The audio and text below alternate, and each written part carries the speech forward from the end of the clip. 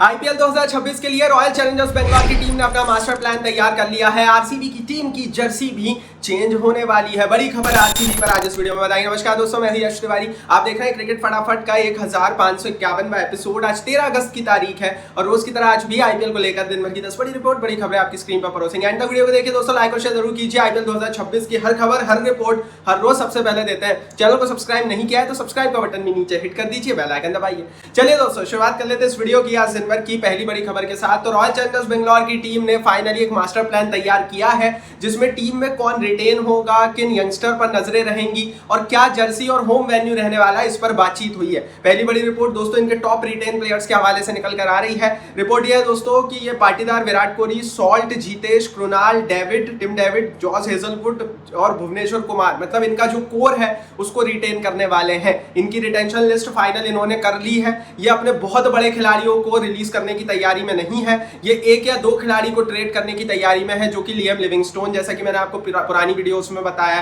लेकिन कुल मिलाकर इनका जो मेन कोर है वो इंटैक्ट रहने वाला है। और रॉयल चैलेंजर्स बेंगलोर की टीम ने सबसे पहले अनऑफिशियली अपनी रिटेन लिस्ट जो है वो तैयार कर ली है। कई टीमों के साथ कई बड़ी बड़ी समस्या है। कई टीमों में कई बड़े बड़े कोर प्लेयर्स भी रिलीज होने वाले, जैसा कि चेन्नई की टीम या राजस्थान की टीम।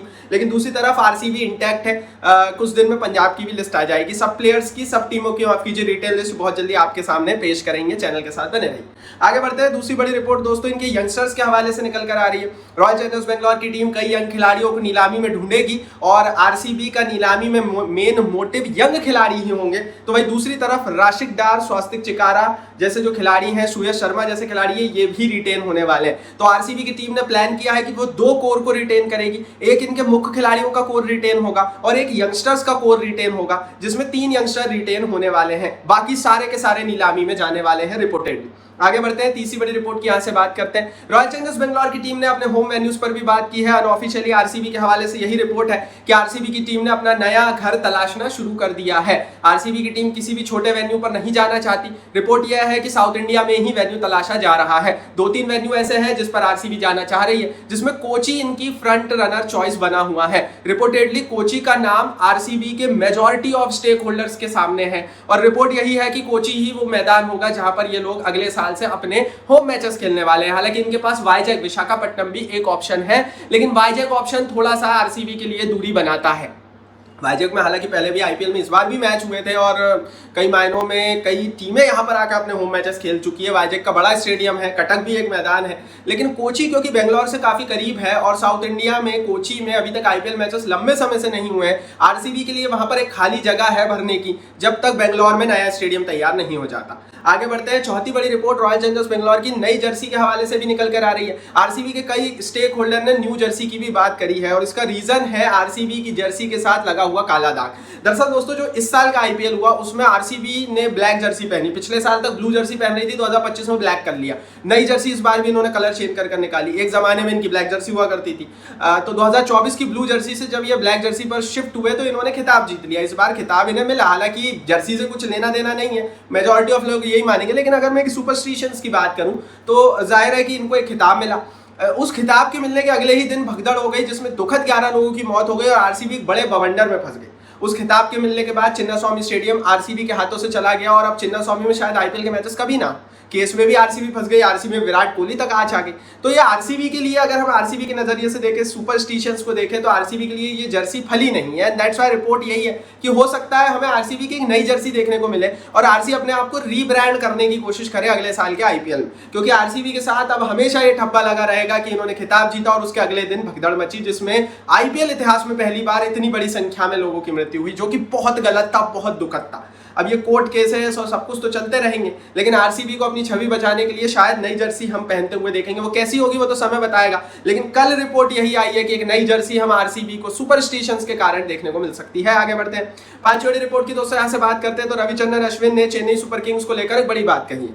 आरसीबी की टीम में क्या होगा क्या नहीं ये तो हम ऑलरेडी बता चुके हैं आपको, लेकिन चेन्नई की टीम में बहुत कुछ घटित हो रहा है। रिपोर्ट यह है कि चेन्नई सुपर किंग्स का जो कोर है मैनेजमेंट का, वो अश्विन के टच में नहीं है। रविचंद्रन अश्विन से कोई बातचीत कर नहीं रहा है। अश्विन ने बोला है कि वो ट्रेड होंगे, रिलीज होंगे, रिटेन होंगे, इस पर मुझे क्लैरिटी दी जाए। अश्विन ने अपने यूट्यूब चैनल के माध्यम से कहा कि मुझे क्लैरिटी दी जाए कि मेरा क्या होने वाला है अगले साल, और ये रिस्पॉन्सिबिलिटी है फ्रेंचाइजी की कि वो अपने खिलाड़ियों को क्लैरिटी दे।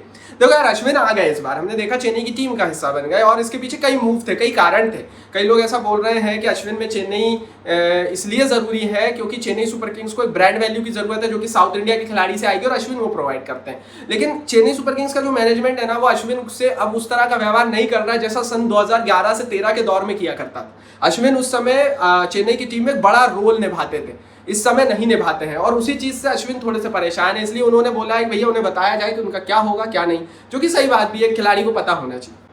आगे बढ़ते हैं, छठवीं बड़ी रिपोर्ट की यहाँ से बात कर लेते हैं। एबी डिविलियर्स के हवाले से बड़ी रिपोर्ट निकल कर आ रही है। डेवॉल्ट ब्रेविस के एक तरह से एबी डिविलियर्स फैन है। कुछ दिन पहले उन्होंने आरसीबी से यही कहा था कि आपने अपनी बहुत बड़ी गलती करी, डेवॉल्ट ब्रेविस को नहीं लिया।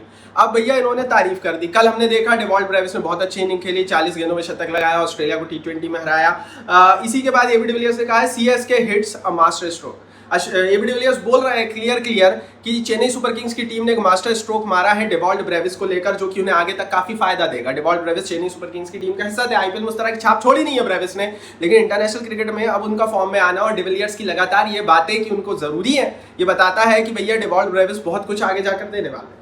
आगे बढ़ते हैं दोस्तों, यहाँ से बात करते हैं दिन भर की सातवीं बड़ी रिपोर्ट की। तो संजू सैमसन की ट्रेडिंग की खबरें अब थोड़ी सी कमजोर, थोड़ी सी धुंधली होती हुई देश भर में नजर आ रही है, लेकिन रॉबिन उथप्पा ने इसमें फिर से एक आग छोड़ी है। रॉबिन उथप्पा ने बोला it's already written on the wall. उन्होंने कहा है कि सैमसन की जगह नहीं है राजस्थान में, और ये लिख दिया गया है ऑलरेडी कि वो ट्रेड होने वाले।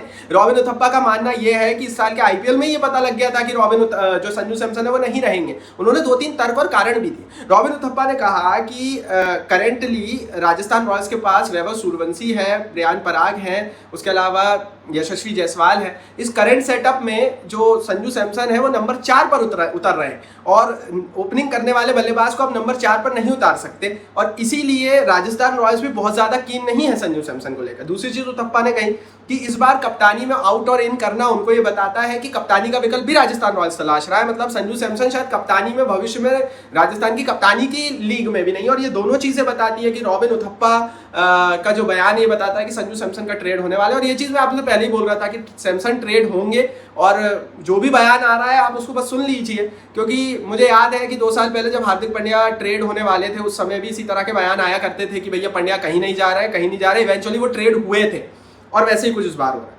आगे बढ़ते हैं दोस्तों, 8वीं बड़ी रिपोर्ट की बात करते हैं। एशिया कप की स्क्वाड से बड़ी रिपोर्ट है। एक अच्छी खबर यह है कि जसप्रीत बुमराह की एंट्री हो सकती है। खबर यह है कि जसप्रीत बुमराह चाहते हैं कि वो एशिया कप में खेलें। देखो यार, अगर मैं भारतीय टीम के नजरिए से बात करूं तो जसप्रीत बुमराह की भारत को बहुत जरूरत है, और अगर एशिया कप जैसे टूर्नामेंट में हमें बुमराह दिखेंगे तो शायद हमें रिजल्ट कुछ अलग ही देखने को मिलेंगे। वैसे भी टीम इंडिया काफी मजबूत है एशिया कप में, और बाकी टीमें उनके आगे कुछ है नहीं, लेकिन उसके बावजूद भी बुमराह की जरूरत है। लेकिन दूसरी तरफ सूर्या और पांड्या की भी एंट्री होने वाली है। कई बड़े खिलाड़ियों का पत्ता कटेगा जो टेस्ट टीम में दिख रहे थे। शुभमन गिल वाइस कैप्टन बन सकते हैं, ये भी कुछ खबरें हैं। एशिया कप की स्क्वाड का ऐलान लगभग 25 तारीख के आसपास होगा। तो अभी एशिया कप की स्क्वाड के ऐलान में है 10-12 दिन, लेकिन इस करंट सिचुएशन में एशिया कप की करंट स्क्वाड को लेकर बड़ी रिपोर्ट है कि 2-3 बड़े खिलाड़ी, जिसमें बुमराह एक बड़ा नाम है। आगे बढ़ते हैं, 9वीं बड़ी रिपोर्ट की बात करते हैं। तो भैया बीसीसीआई के हवाले से बड़ी रिपोर्ट है। बीसीसीआई ने नेपाल को दे दिया है ग्राउंड। रिपोर्ट यह है कि नेपाल की टीम ने जो है प्रैक्टिस और ट्रेनिंग शुरू कर दी है सेंटर ऑफ एक्सीलेंस में। 2 वीक की ट्रेनिंग है T20 वर्ल्ड कप क्वालिफायर्स को लेकर।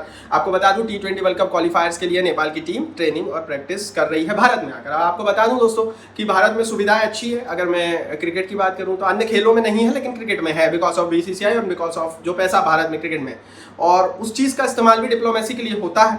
नेपाल की टीम को मैदान देना ये बहुत अच्छी खबर है भारत के लिए, नेपाल के साथ संबंध सुधारने को लेकर, क्योंकि नेपाल के पास उस तरह का इंफ्रास्ट्रक्चर नहीं है, और T20 वर्ल्ड कप के क्वालिफायर्स में नेपाल को प्रदर्शन करना है, तैयारियां करनी है। आगे बढ़ते हैं, 10वीं रिपोर्ट की यहाँ से बात करते हैं। तो रॉयल चैलेंजर्स बेंगलोर के जो डायरेक्टर ऑफ क्रिकेट है मोबो बैट, उन्होंने द हंड्रेड्स में लंदन स्पिरिट्स की टीम को ज्वाइन कर लिया है। आपको बता दूं कि आईपीएल में अच्छे प्रदर्शन का फायदा इन्हें मिला है। $1 मिलियन की डील इनकी हुई है। मोबो बैट इस बार आरसीबी के साथ था, आरसीबी ने खिताब जीता था, तब से ही मोबो बैट को दुनिया भर के क्रिकेट लीग्स के जो फ्रेंचाइजी हैं वो बुला रही है कि आ जाओ भाई, हमें भी कोच कर लो, हमें भी कुछ खिताब जिता दो।